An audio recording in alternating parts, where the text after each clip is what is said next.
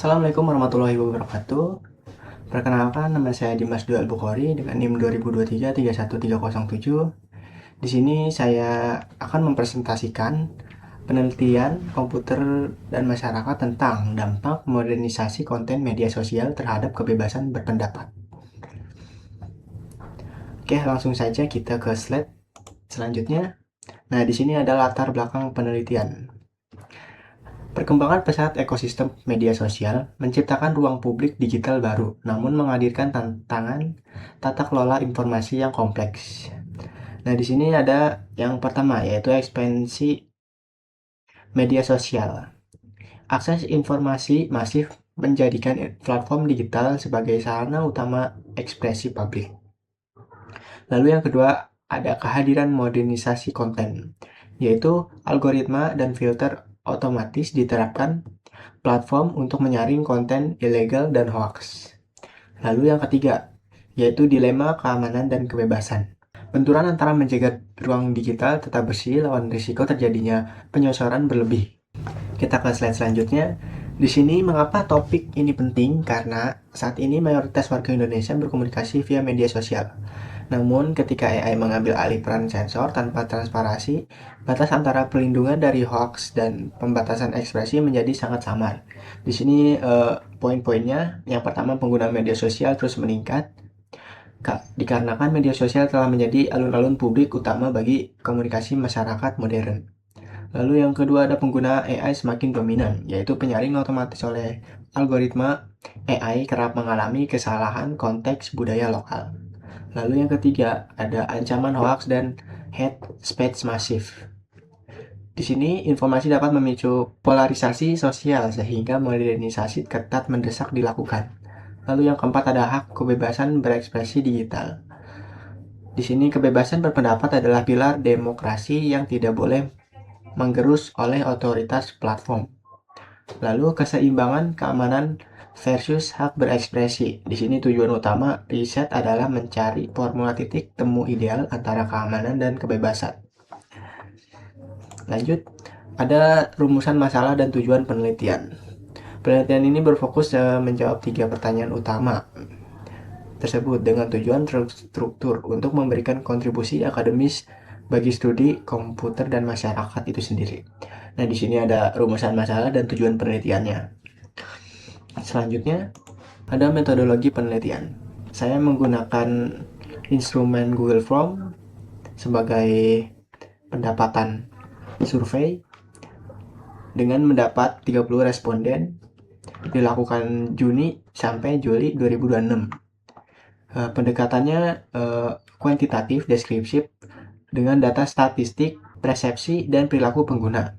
Lalu pengumpulannya lewat survei online menggunakan Google Form, lalu dapat 30 responden dan tentang usianya sekitar 17 sampai 35 tahun. Kita lanjut, karakteristik demografi responden. Di sini didominasi mahasiswa usia 17 sampai 22 tahun karena Instagram dan aplikasi Twitter atau X merupakan platform paling banyak atau paling populer di kelompok ini. Kebijakan modernisasi di platform tersebut sangat mempengaruhi kebebasan ekspresi mereka sehari-hari. Di sini bisa dilihat mahasiswa 70% itu merupakan pengguna Instagram 90 serta Twitter atau X 60%. Menunjukkan bahwa kebijakan modernisasi pada platform visual membentuk dinamika ekspresi kelompok usia muda produktif. Seperti itu. Lalu di sini ada infografis utama hasil survei. Di sini ada poin krusial survei menunjukkan 56,7% responden menilai modernisasi saat ini kerap dangkal dan merusak kualitas diskursus publik. Menariknya, 86,7% ini mendorong literasi digital ketimbang pengetatan sensor semata. Itu. Kita lanjut.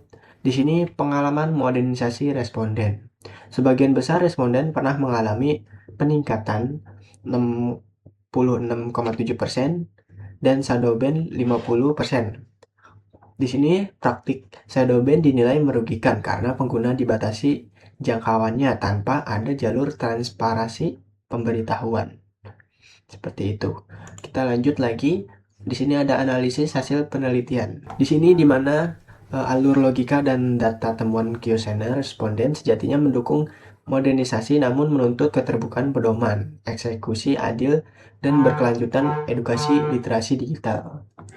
Nah, di sini yang pertama mendukung moderasi, lalu menuntut transparansi, selanjutnya kebutuhan keamanan, lalu eksekusi yang adil, dan literasi solusi utama. Selanjutnya ada evaluasi dampak moderasi konten. Terlihat dualisme dampak, meski efektif menjaga keamanan dari ancaman hoaks dan kebencian, resiko erosi kebebasan berpendapat dan self-censorship menjadi bahaya nyata bagi iklim demokrasi digital. Di sini yang dimana dampak positifnya mengurangi penyebaran hoaks, yaitu menyaring berita bohong dan disinformasi kesehatan atau politik. Lalu menekan hate speech, ini mencegah ujaran kebencian, perlindungan cyber atau cyberbullying dan provokasi. Lalu yang ketiga ada ruang digital sehat. Ini menciptakan lingkungan komunikasi yang aman bagi kelompok marginal. Lalu ada dampak negatif, ini dari perspektif kebebasan, yaitu membatasi kebebasan ekspresi atau potensi salah sensor atau self positif pada kritik sosial sah. Lalu fenomena self censorship ini merupakan pengguna merasa ragu atau takut menyampaikan opini krisis. Lalu pendangkalan diskusi publik. Ini pembatasan isu sensitif membuat opini umum menjadi seragam. Selanjutnya ada rekomendasi tata kelola moderasi. Di sini dibagi menjadi 5 pilar, yaitu transparansi platform, literasi digital, mekanisme banding, regulasi pemerintah, dan pengawasan atau peran akademisi. Selanjutnya kesimpulan dan refleksi akhir.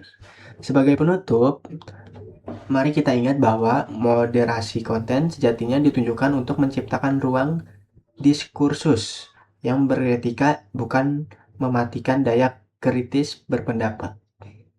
Yang dimana yang pertama, peran krusial dan ancaman ekspresi, lalu urgensi transparansi, serta ada literasi solutif. Jadi moderasi konten bukan untuk membatasi kebebasan berpendapat, melainkan untuk menciptakan ruang digital yang aman, adil, dan bertanggung jawab.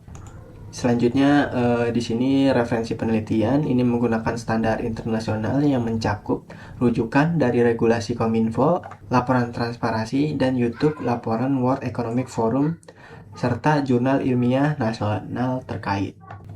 Oke, selanjutnya sekian presentasi dari saya.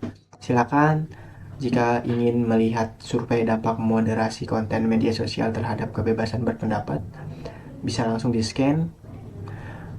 Saya Dimas Joel Bukhari, kurang lebihnya mohon maaf. Assalamualaikum warahmatullahi wabarakatuh.